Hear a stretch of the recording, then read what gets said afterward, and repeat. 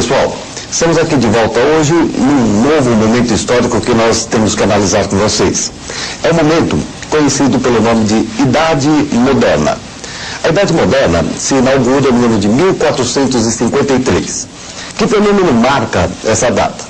Muitas vezes você pode assinalar essa data, o que é mais comum, diga-se de passagem, com a queda da cidade de Constantinopla na mão dos turcos otomanos.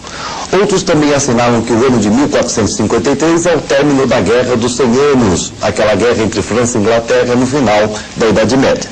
É o ponto de partida para este novo momento histórico, conhecido por Idade Moderna.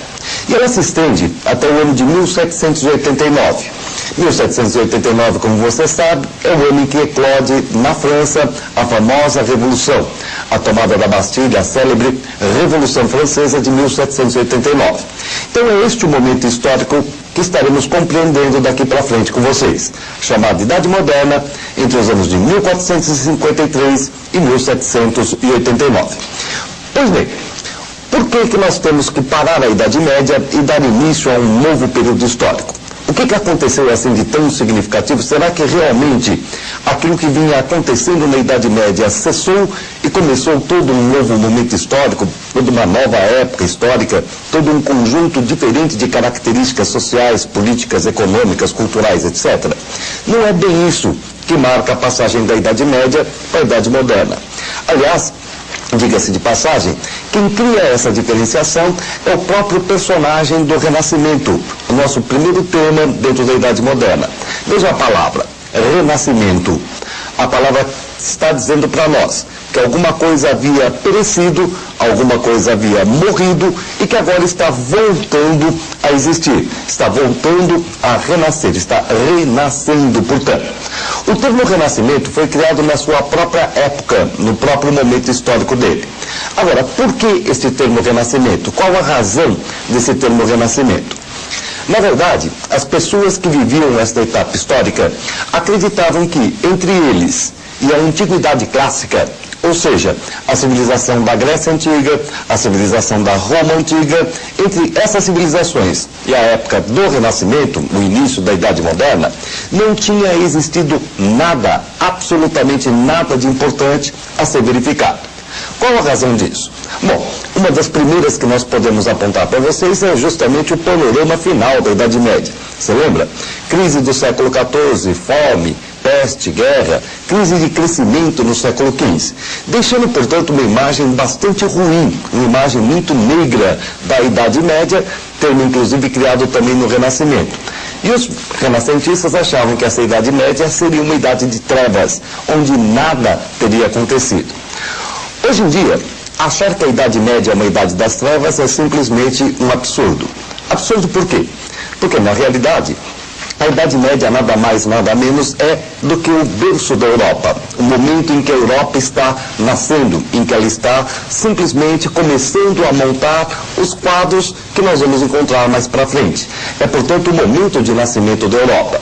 E dizer que a Idade Média é uma idade de trevas é simplesmente uma grande abobrinha que você não deve refazer, que você não deve remontar, não deve tomar a sério. Por quê? Bom, em primeiro lugar, vamos parar e vamos pensar na própria colocação cronológica da Idade Média. Você lembra quando ela começa? Em 476. Ela termina em 1453. Começa com o quê? Com a queda do Império Romano do Ocidente. E termina com o quê? Com a tomada de Constantinopla. O que é Constantinopla? A capital do Império Bizantino, também chamado de Império Romano do Oriente. Pois bem, se o Império Bizantino continua existindo durante toda a Idade Média, é claro que a cultura clássica, todos os elementos dessa cultura clássica, todos os dados da cultura, religião, mentalidade de gregos e romanos continuarão presentes dentro do Império Bizantino e vão ganhar, inclusive, durante a Idade Média, a conotação cristã. Portanto, só o Império Bizantino já mostra para nós que, de fato, de trevas a Idade Média não tem nada. Agora, se não bastar o Império Bizantino, você pode lançar mão de um outro dado. E que dado é esse? A civilização islâmica. A civilização islâmica, que vai conquistar aí especialmente a parte da Península Ibérica, que está nos interessando no momento, é uma civilização riquíssima. Várias das coisas que você possui hoje, que você conhece hoje, nos foram fornecidos durante o momento medieval da chamada civilização islâmica. Exemplo clássico. Pegue e escreva no seu papel 23 em algarismos romanos. E coloque embaixo desse 23 o número 18 também em algarismos romanos. E experimente fazer uma multiplicação desses dois números. Você vai ver que é literalmente uma loucura. Hoje para nós é aquela facilidade, né? Você escreve o 1, o 2, o 3, aquela facilidade, aquela coisa rápida para nós e que facilita muito a nossa vida. Quem trouxe isso para o nosso conhecimento foi exatamente a civilização islâmica medieval. Tanto que muitas vezes nós designamos esses algarismos de uma maneira errada.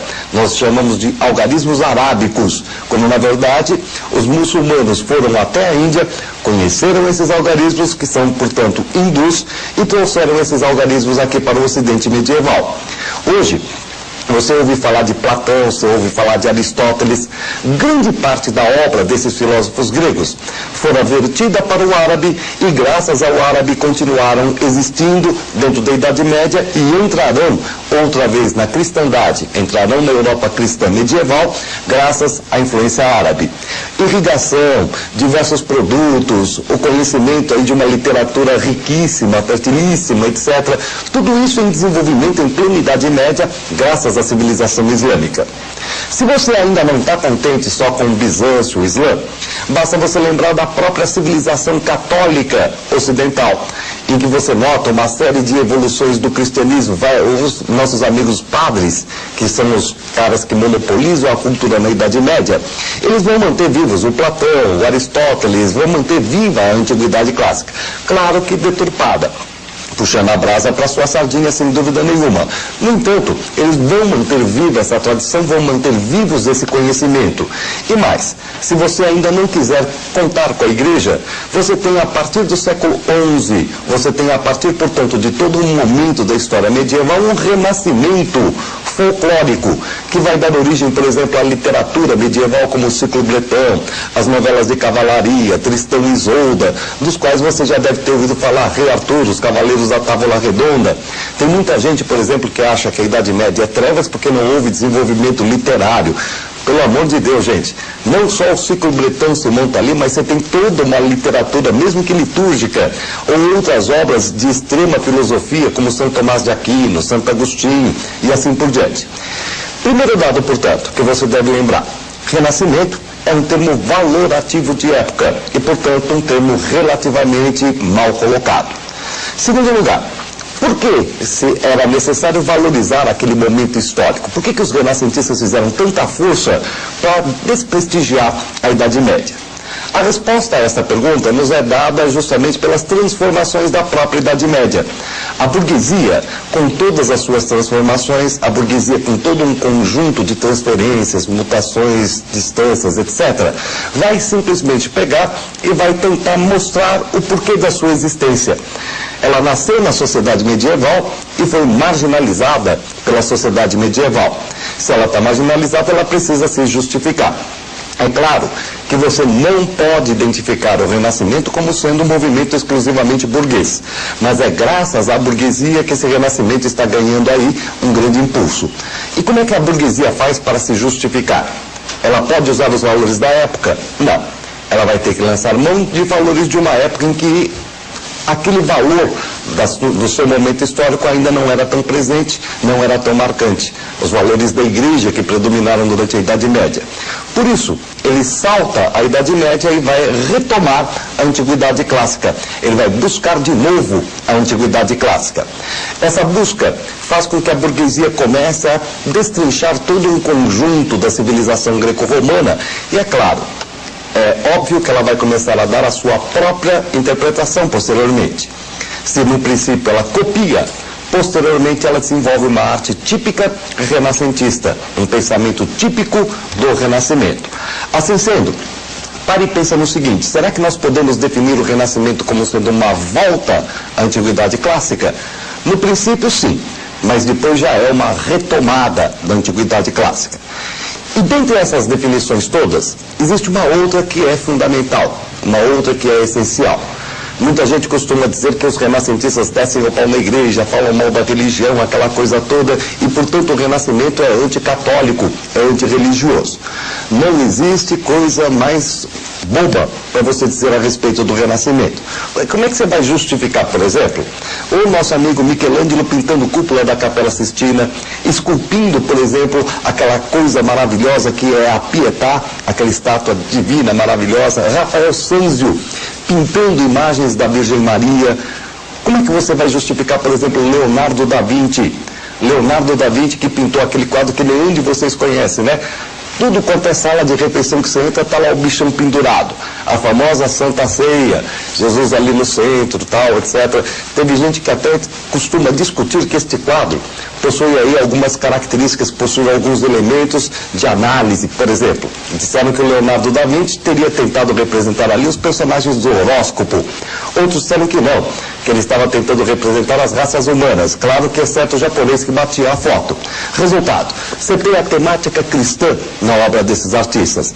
Em consequência, logicamente o Renascimento não luta contra o cristianismo, mas luta contra a instituição que representa esse cristianismo, ou seja, a igreja. Vamos então olhar no nosso primeiro quadro algumas definições básicas a respeito desse renascimento. São coisas muito importantes para você entender o nosso processo. Dá uma olhadinha aqui. Em primeiro lugar, você tem que o renascimento é um termo valorativo de época. Significa, portanto, que os homens do Renascimento estão tentando fazer do seu momento histórico um momento mais importante do que na realidade vem a ser. Querem dizer que a Idade Média seria uma idade de trevas e, portanto, um termo incorreto. É fruto, portanto, das próprias transformações que eles tentam negar. Ou seja, eles tentam liquidar a Idade Média, mas eles são resultados do mundo medieval. São as transformações da Idade Média, o renascimento comercial, urbano, a ascensão da burguesia. São esses os elementos que vão, então, marcar a possibilidade do renascimento.